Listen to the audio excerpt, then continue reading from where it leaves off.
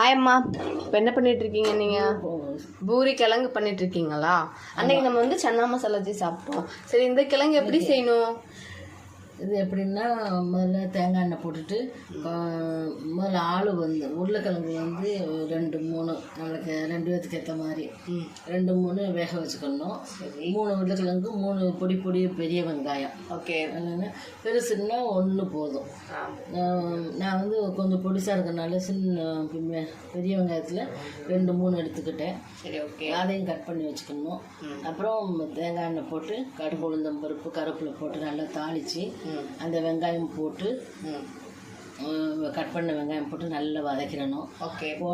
பொன்னிறம் வந்தோடனே அந்த உருளைக்கிழங்கு வேக வச்சுப்போம், அதையும் கட் பண்ணி போட்டு அதில் கொஞ்சம் மஞ்சப்பொடி போட்டுடணும். ஓகே. மஞ்சப்பொடி போட்டு அதுக்கப்புறம் அது நல்லா சேர்ந்து வர்றப்போ